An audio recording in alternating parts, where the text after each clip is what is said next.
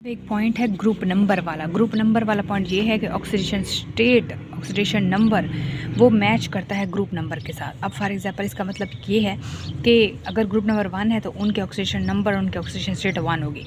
अगर group number 2 है तो उनके ऑक्सीडेशन नंबर और उनके ऑक्सीडेशन स्टेट 2 होगी। आज का टॉपिक है वो है variation in oxidation number in oxides and chlorides. अगर आप मेरे चैनल पर न्यू है, चैनल को सब्सक्राइब कर दे। वीडियो अच्छी लगे तो लाइक कमेंट शेयर जरूर कर दें।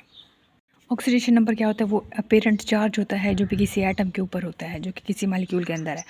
Oxidation number of an atom is a formal charge on atom in a molecule और आइन। तो इस चीज़ को हम कहते हैं ऑक्सीडेशन नंबर। ऑक्सीडेशन नंबर का दूसरा नाम ऑक्सीडेशन स्टेट भी है।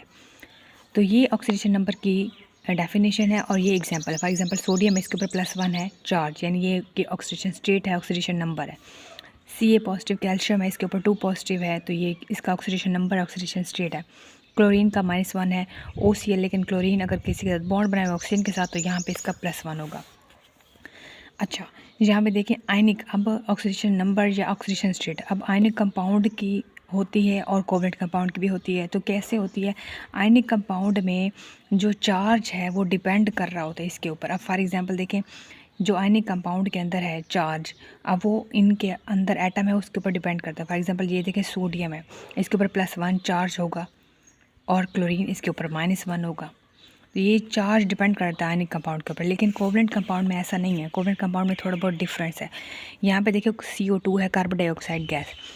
कार्बन के ऊपर चार्ज होता है +4, जो कि एक कोवलेंट कंपाउंड है। कार्बन डाइऑक्साइड के अंदर कार्बन के ऊपर +4 है और ऑक्सीजन के ऊपर -2 है। तो ये इस कोवलेंट कंपाउंड में डिफरेंट होता है, लेकिन आयनिक कंपाउंड में ये डिपेंड करता है चार्ज इसके ऊपर कितना है। तो Na के ऊपर +1 होता है और Cl नेगेटिव, Cl के ऊपर -1 होता है। तो यहाँ पे देखें oxidation number of third period. Third period में ऑक्सीडेशन नंबर, ऑक्सीडेशन स्टेट की क्या वैल्यू है ऑक्साइड्स एंड क्लोराइड के साथ। तो ये थर्ड पीरियड के एलिमेंट्स हैं sodium, magnesium, boron, carbon, nitrogen, oxygen, fluorine और नियॉन। अब यहाँ पे थर्ड पीरियड में ये डिपेंड कर रही होती है oxidation state, oxidation number, number of valence shell electron. जो भी थर्ड पीरियड के एलिमेंट्स हैं उनकी जो ऑक्सीडेशन स्टेट है वो नंबर ऑफ वैलेंस शेल के ऊपर, इलेक्ट्रॉन के ऊपर डिपेंड कर रही होती है। यही वैलेंस शेल इलेक्ट्रॉन बॉन्डिंग में हिस्सा लेते हैं और इनकी जो ऑक्सीडेशन स्टेट आती है वो पॉजिटिव आती है। लेकिन ऑक्साइड्स और क्लोराइड्स में नेगेटिव है। इसका मतलब ये है, ये जो थर्ड पीरियड के जितने भी एलिमेंट्स हैं, ये थर्ड पीरियड्स के जितने भी एलिमेंट्स हैं, इनकी जो ऑक्सीडेशन स्टेट है वो डिपेंड कर रही होती है इनके number of shell electron, valence shell electron पे, जो कि बॉन्डिंग में हिस्सा लेते हैं और वो पॉजिटिव होती है। लेकिन ऑक्साइड्स और क्लोराइड के केस में ये नेगेटिव होती है। जब ये बॉन्ड बना लेते हैं ऑक्साइड्स या क्लोराइड के साथ तो ये नेगेटिव हो जाते हैं। फॉर एग्जांपल ये देखें हाइड्रोजन है, H2O में देखें, अब ये ऑक्साइड, इसमें ऑक्सीजन देखें, ऑक्सीजन की -2 होती है और हाइड्रोजन की देखिए +2 है। इस तरह सोडियम है, ये थर्ड पीरियड का एलिमेंट है। अब इसकी ऑक्सीडेशन स्टेट देखें +2 है और इसकी देखिए -2 है। तो ऑक्साइड्स और क्लोराइड्स में ये नेगेटिव होती है, लेकिन वैसे इनकी ये पॉजिटिव होती है। तो Na2O में देखें तो Na में यहाँ इसकी +2 है और यहाँ पे -2 है। तो सोडियम ऑक्साइड्स में ऑक्सीजन की हमेशा -2 होती है और इसके साथ जो एलिमेंट होता है वो प्लस में आएगा। लेकिन इनकी अपनी जो होती है वो प्लस में होती है, पॉजिटिव में होती है। लेकिन जो ऑक्साइड्स और क्लोराइड वाले केस में इनके साथ ये फिर +- में हो जाता है। एक पॉइंट है ग्रुप नंबर वाला। ग्रुप नंबर वाला पॉइंट ये है कि ऑक्सीडेशन स्टेट, ऑक्सीडेशन नंबर वो मैच करता है ग्रुप नंबर के साथ। अब फॉर एग्जांपल इसका मतलब ये है कि अगर ग्रुप नंबर 1 है तो उनके ऑक्सीडेशन नंबर और उनके ऑक्सीडेशन स्टेट 1 होगी। अगर ग्रुप नंबर 2 है तो उनके ऑक्सीडेशन नंबर और उनके ऑक्सीडेशन स्टेट 2 होगी।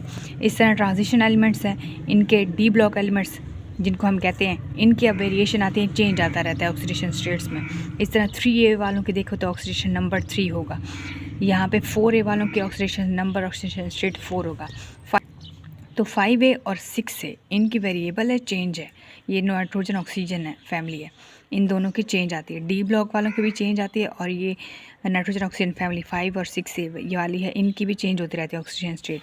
लेकिन जो 7A है, हैलोजन फैमिली है, इनकी -1 ऑक्सीजन स्टेट होती है। 8A इनकी 0 ऑक्सीजन नंबर होता है, ऑक्सीजन स्टेट होती है।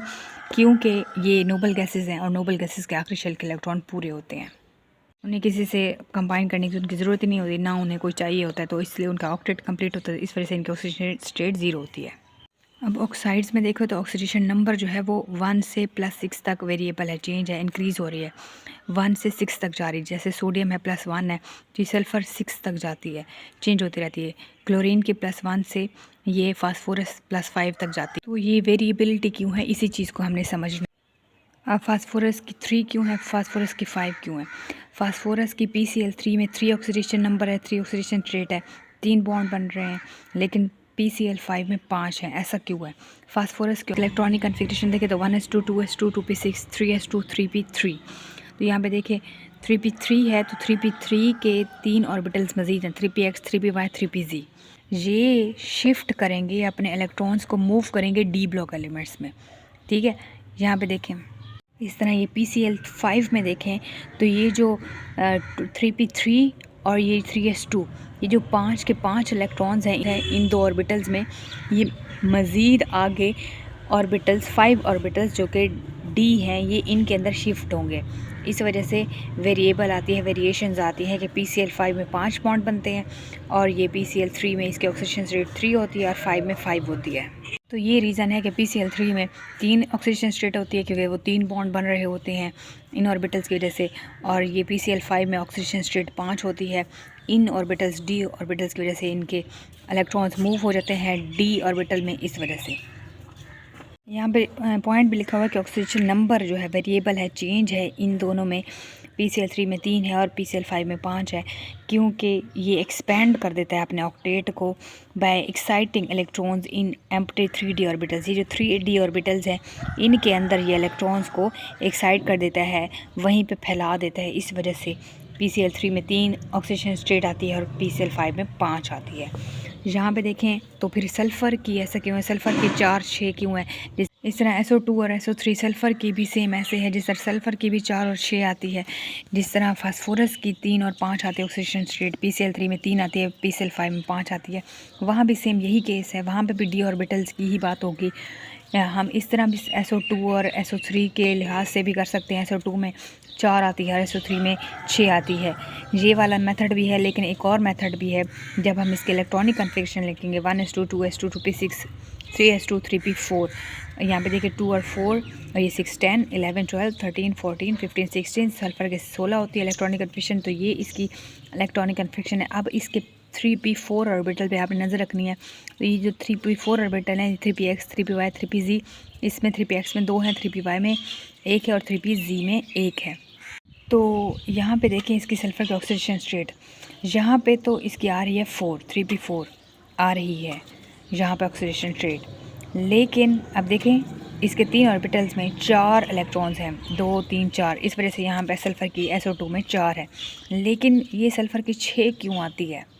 जब ये अपने 4 इलेक्ट्रॉन, ये जो 3p4 वाले इलेक्ट्रॉन हैं और यहाँ से एक इलेक्ट्रॉन, यहाँ से इलेक्ट्रॉन, जब ये अपने 4 इलेक्ट्रॉन और यहाँ से ये 2 इलेक्ट्रॉन मूव करवा देगा इन D ऑर्बिटल्स में, तो तब इसकी इलेक्ट्रॉनिक कन्फिग्रेशन 6 आएगी SO3 के केस में।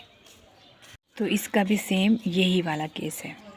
यहाँ तक कोई मसला ज़रूर पूछेगा। वीडियो अच्छी लगे तो लाइक कमेंट शेयर ज़रूर कर दें, चैनल को ज़रूर सब्सक्राइब कर दें। मिलते हैं नेक्स्ट लेक्चर में एक न्यू चैप्टर के साथ, तब तक अपना बहुत सारा ख्याल रखिएगा। Thank you so much. अल्लाह हाफिज़।